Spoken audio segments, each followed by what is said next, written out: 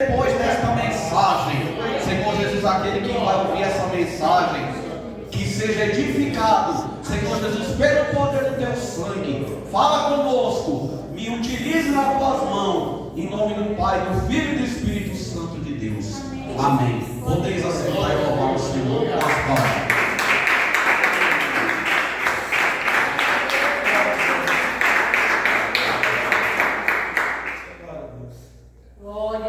Glória a Jesus.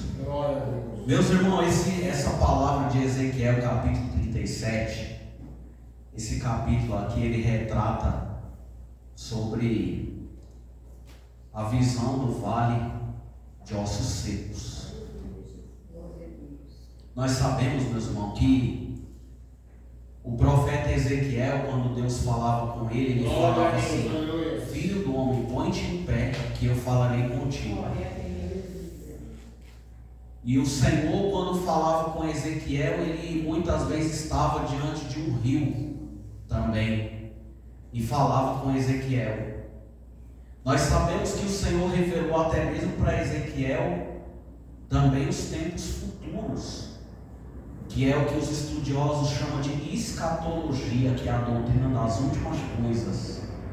Ele revelou até no capítulo mais à frente sobre a guerra do Armagedon que ocorrerá após a grande tribulação. Então, olha só, meus irmãos, os profetas antigos, eles falaram coisas que iria acontecer na primeira vinda de Jesus. Como Isaías, ele profetizou 700 anos antes. Ele falou sobre o sofrimento de Jesus. Em Isaías 53, ele falou também sobre as duas naturezas de Jesus. Em Isaías capítulo 9, versículo 6, porque o menino vos nasceu, o filho se nos deu. Ele está falando das duas naturezas de Cristo.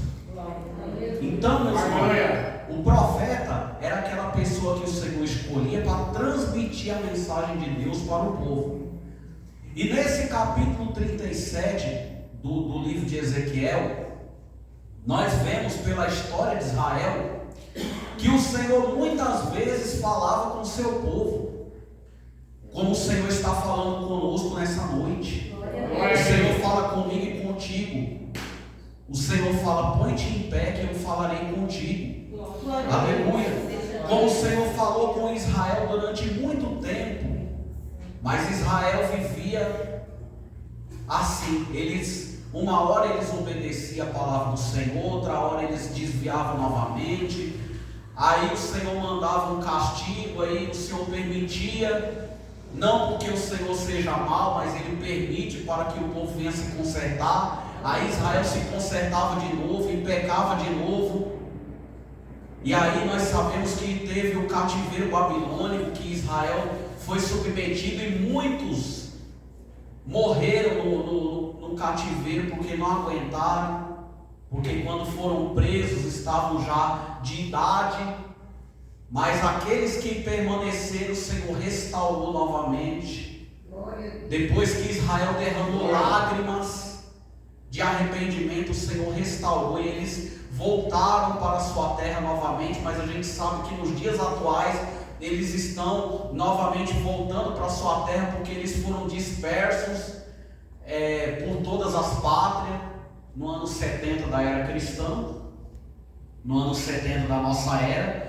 E o Senhor fala aqui sobre o vale de ossos secos. O Senhor levou Ezequiel em espírito no meio de um vale. Nós sabemos, meus irmãos, que vale não é um lugar muito fácil, não. Vale, meus irmãos, fala de prova, fala de luta.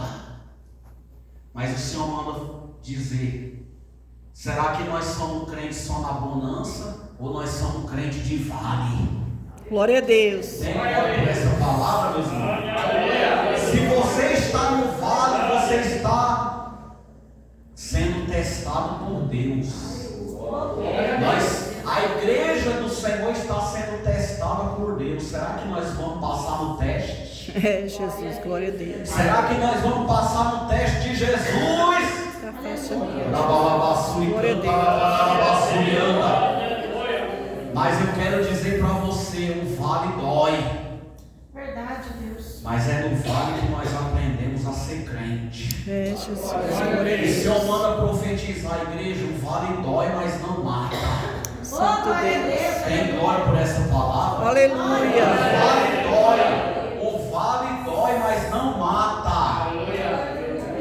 Sabe por que não mata? Porque tem um Deus que restaura, e Deus é vida. Ele não é Deus de morte, Ele é vida. O vale não mata porque tem restauração, e ainda que esteja morto, viverá. Glória a Deus. Glória a Deus. E aí esse profeta, o Senhor levou ele em espírito no meio de um vale que estava cheio de ossos mortos. Ou seja, meus irmãos, vamos dizer que Israel estava acabado, porque esses ossos aqui representavam a nação de Israel, que estava morta, que estava acabada, que parecia que não ia ter mais, não ia renascer, parecia que não ia reviver, mas o Senhor, quando Ele chega, aquilo que está morto tem vida. Você pode dar glória. Aleluia, glória a Deus. Não importa, meu irmão, minha irmã, o que fizeram com os teus sonhos, o que fizeram com os teus projetos. Mas eu não vou clamar mais por isso aí, porque é impossível. Os meus projetos já morreu, o meu sonho já morreu, a minha esperança já morreu. Mas o Senhor está falando através dessa palavra aqui, para você, na sua ótica pode estar impossível, pode estar difícil, na sua ótica pode ser que a esperança já morreu, pode ser que o teu sonho já morreu, mas o Senhor fala: eu ressuscitarei sonho nessa noite. Aleluia. Glória. Louvado seja Deus. Aleluia. Porque aonde o Senhor está, alguma coisa acontece. O vale pode estar apertado, o vale pode ter cheiro de morte, mas quando Deus manda profetizar, quando Jesus chega, aí chega a vida, e a morte tem que se afastar. É, Jesus, glória a Deus. As trevas têm que se afastar onde a luz chega. E o Senhor manda falar: o tempo de cantar chegou. Se chegou. Ah, Deus, eu creio. Jesus, Aleluia. glória a Deus. Oh, glória.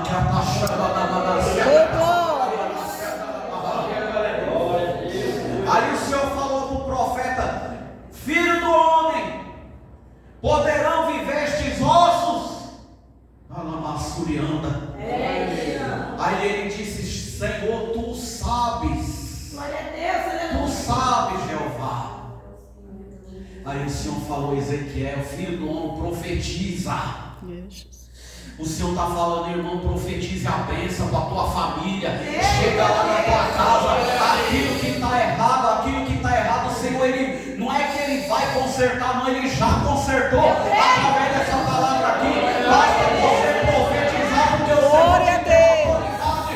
Aleluia, para você profetizar, para você pregar, para você falar para a tua família que existe um Deus do céu e da terra que é restaurador de projeto.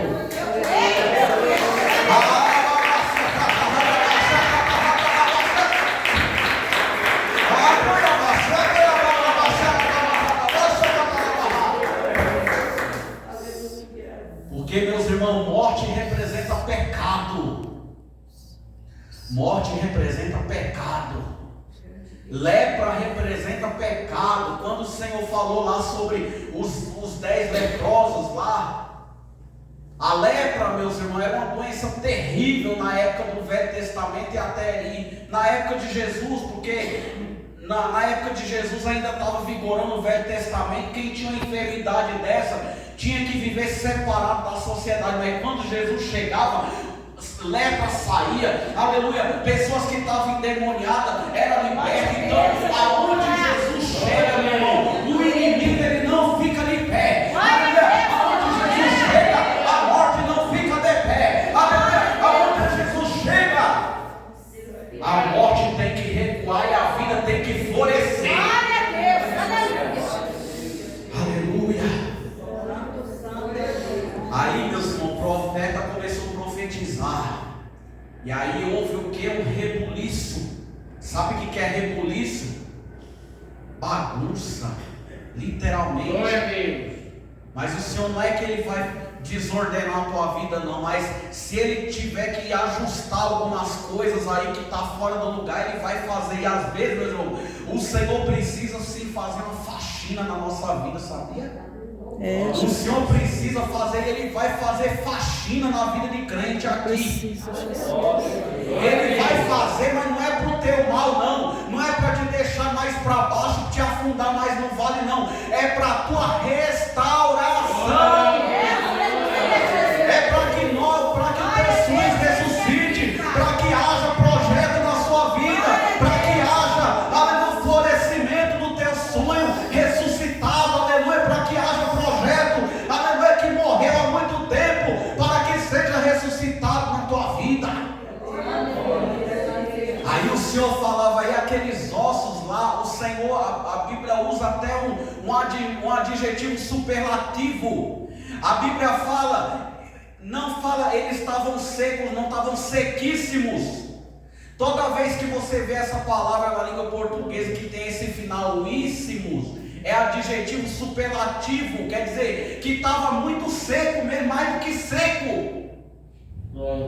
Aí as pessoas olhavam assim, meus irmãos, tinha que condição daqueles ossos se levantar e reviver? Não tinha, meus irmãos, não tinha, porque estavam mortos.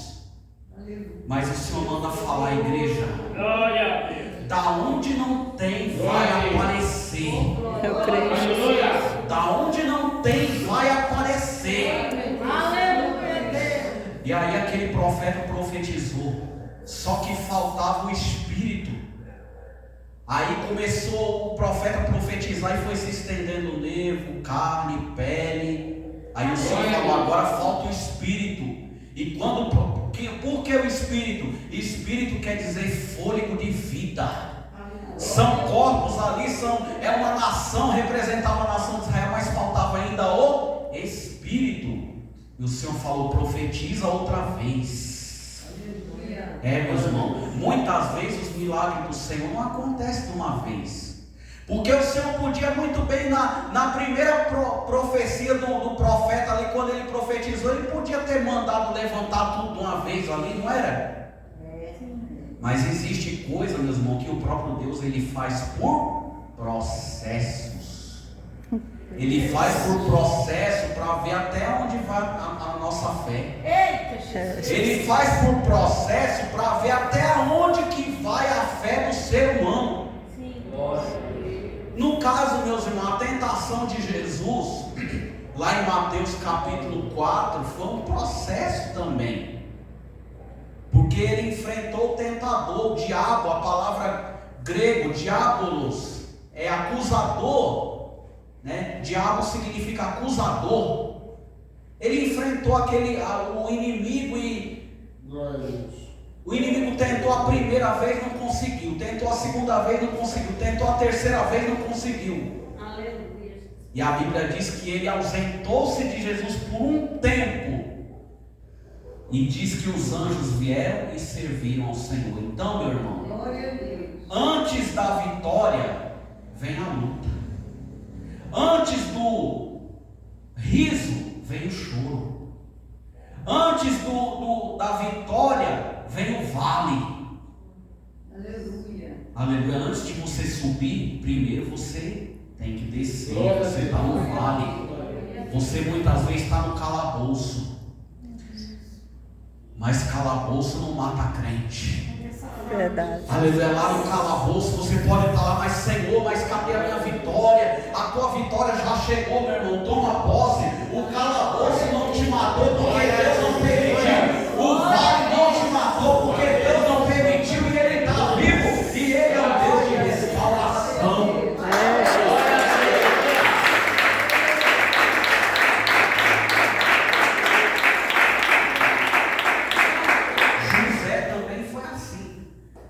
Ele ficou muito tempo lá na prisão, mas quando Deus exaltou ele foi constituído governador, mas ele passou por muitos processos também lá na prisão. Foi injustiçado. injustiçado, foi caluniado, foi caluniado por uma coisa que ele não fez, pagou por uma coisa que ele não fez, mas ele estava ali, ó, firme, acreditando que um dia o Senhor ia exaltar ele. O Senhor deu aquele sonho para Faraó que ele ficou perturbado. Faraó ficou perturbado ali, ninguém conseguia interpretar o sonho de Faraó. Aí aquele copeiro lá na prisão, tinha um lá que interpretou o meu sonho. Manda chamar. José deu a interpretação do sonho do rei certinho, quer dizer, Deus revelou para José.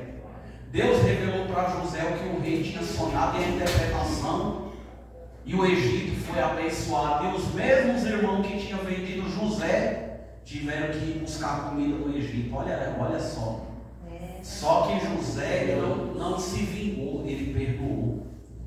E é isso que a igreja precisa ter hoje, um coração perdoador, para que o Senhor restaure o seu sonho e venha te dar vitória. Amém? Que o Espírito Santo fale.